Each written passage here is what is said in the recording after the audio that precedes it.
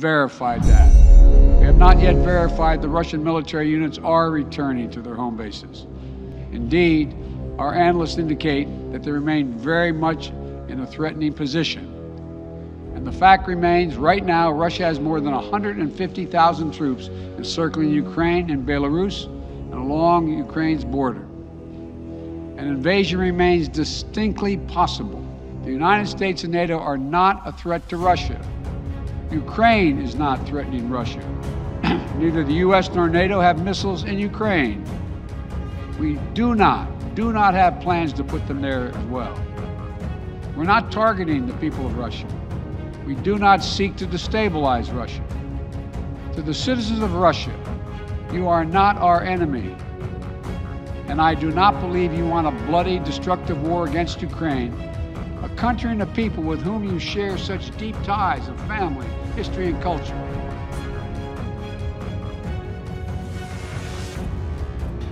Putin akan mengambil Moldova kalau Ukraina dapat ditaklukkan dalam waktu yang sangat singkat. Itulah ringkasan informasi sebelum informasi kali ini. Kalau Ukraina takluk dalam waktu cepat kurang dari 1 bulan paling lama setelah diluncurkannya serangan, maka itu disebut kemenangan penaklukan di pihak Rusia. Fakta lapangan saat ini sudah memasuki hari ke-11 pertempuran Ukraina dan Rusia. Pertanyaannya, kok sampai sekarang nggak jatuh juga itu Kiev? Padahal targetnya dalam 4 hari Kiev harus jatuh. Dalam pelajaran bernegara, maka perang antar negara harus dibahas strategi keduanya yang sedang berperang tersebut. Apa strategi Putin dan apa taktik rencana berikutnya kalau rencana pertama tidak jalan?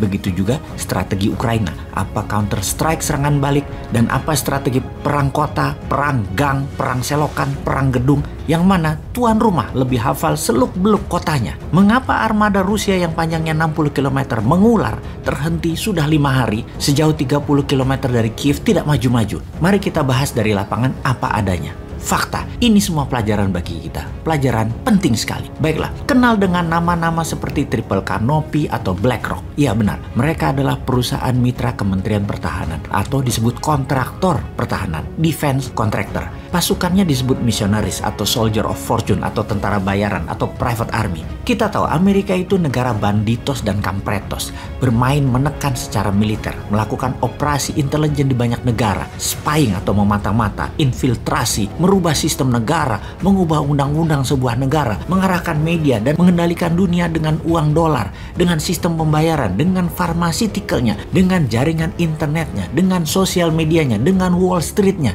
dengan film-filmnya, dan masih banyak lagi war tool Amerika itu punya. Kemudian banyak perang yang dibuat oleh Amerika dengan sengaja sebagai create demand dalam tanda petik. Sekali lagi, kata kuncinya adalah create demand. Misalnya, virus sebagai biological warfare adalah create demand. Demand terhadap vaksin dan vaksinnya sudah tersedia. Climate change atau climate warfare adalah create demand di mana artificial food sudah disiapkan. Perang Afghanistan misalnya sebagai create demand alat perang. Mesin perang yang akan membuat industrial military komplek Amerika jadi masuk gigi 5 gaspol produksinya, itu pun create demand. Kekampretan Amerika itu menarik. Rusia diberi sanksi dengan dibekukannya aset Rusia di Amerika dan di seluruh dunia. Alasan pembukuan aset tersebut karena Rusia menginvasi Ukraina. Beberapa waktu yang lalu, Amerika juga membekukan aset Afghanistan. Karena apa? Karena Amerika menginvasi Afghanistan. Nah ini bingung kita. Coba bagaimana? Bingung kan kalian? Langkah Putin didukung banyak orang saat ini. Walau terlihat kejam membantai warga sipil, itu lebih dikarenakan kekesalan atas tingkah pola Amerika yang sudah lama membantai, membunuh, mematikan, dan membatasi dunia yang sekarang ada lawannya, yaitu Putin. Putin jadi orang yang melawan hegemoni Amerika setelah Tiongkok sejak 2013 melawan hegemoni Amerika dari sisi ekonomi. Oh iya, padahal sejak tahun 2017 Bosman mengingatkan, hayu Indonesia jadi negara besar pakai MMT tanpa hutang lagi ke Tiongkok dan Amerika supaya bisa seperti Rusia. Namun sayang, Lord bukan Putin. Ya sudah, tunggu aja new main nanti tanggal mainnya ya. Kembali ke Soldier of Fortune, kontraktor pertahanan Amerika ini. Amerika kalau perang, setelah perang Vietnam, cara perang mereka ubah. Bukan selalu memakai tentaranya, tetapi disubkan ke kontraktor pertahanan atau private army atau tentara swasta. Triple Canopy, BlackRock, dan banyak lagi. Mereka membangun tentara swasta ini dan mendapatkan pekerjaan dari Kementerian Pertahanan Amerika atau DoD, Department of Defense-nya Amerika. Jadi ketika di Afghanistan, di Libya misalnya, tentara swasta ini masuk bersama tentara resmi Amerika dengan berbagai tujuan yang berbeda. Salah satunya adalah yang resikonya tinggi, private army ini yang masuk. Jadi sekarang kita bicarakan mengenai tentara ini di Ukraina, Missionaries Army ini. Private Army saat ini dikirim NATO, ada yang dari Inggris, dari Amerika, dan negara NATO lainnya yang dalam 7 hari ini semakin banyak. Diperkirakan sudah 16.000 pasukan terlatih ini masuk. Dan juga dalam 2 bulan terakhir, Ukraina mendapatkan kiriman senjata, amunisi, shield pelindung tubuh, dan banyak lagi senilai lebih dari 21 triliun rupiah dari berbagai negara NATO, terutama Amerika, dan barang ini semua sudah masuk ke Ukraina. Maklum, anak ciptaan Amerika yang bernama Zelensky saat ini sedang teriak-teriak kebingungan. Oke, maaf, urusan anak Amerika ini kita bahas di video berikutnya. Sekarang kita bahas dulu para misionaris ini. Tentara bayaran ini nanti akan jadi gerakan insurgensi, gerakan perlawanan gerilya dalam kota. Inilah gerakan yang Putin paling tidak sukai karena membuat perang akan panjang. Masuknya private army ini ke Ukraina membuat Putin berang. Jenderal lapangan Rusia, Majen Andrei Sukhovetsky, tewas diduga ulah sniper dari para misionaris ini, dan banyak lagi serangan satu-satu membuat tentara Rusia dalam posisi bertahan. Apapun itu, kita harus terus belajar. Bagi kita ada 2 hal yang kita akan pelajari di sini. Pertama, apa strategi perang gerilya kota urban war sebagai counter insurgency dari pihak Rusia? Rusia akan memainkan strategi apa? Itu yang setiap saat ini dimonitor oleh para intelijen pertahanan. Yang kedua, strategi bernegara apa yang Putin akan mainkan di permukaan untuk strategi mengalahkan sanksi ekonomi yang mulai memukul rakyat Rusia di dalam negeri Rusia. Sanksi ekonomi Rusia dilakukan seperti pesawat datang dan keluar dari Rusia, dari dan ke Rusia dilarang. Transfer SWIFT diblok. Negara Rusia mungkin punya shadow banking, namun rakyat Rusia yang di ATM bingung.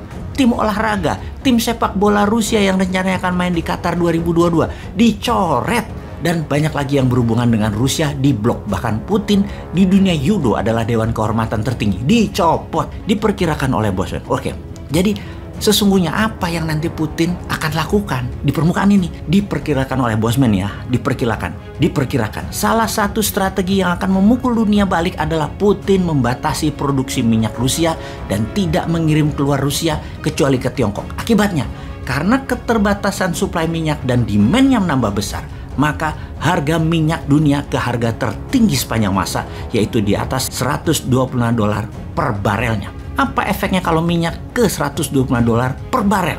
Bisa tumbang itu Amerika serta seluruh dunia karenanya. Putin intinya main sangar aja. Kalau kita,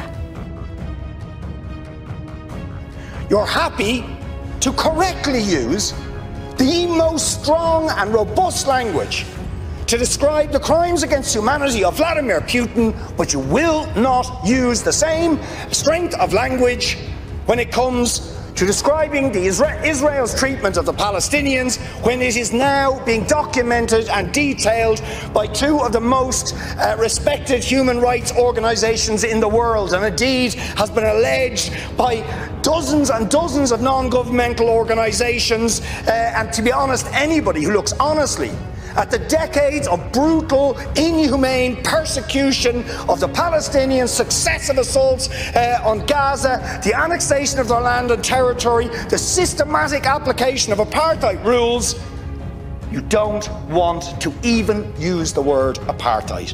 Never mind sanctions. 5 days sanctions against Putin and his thugs, 70 years of oppression by the Palestinians, and it wouldn't be, what was the word you used?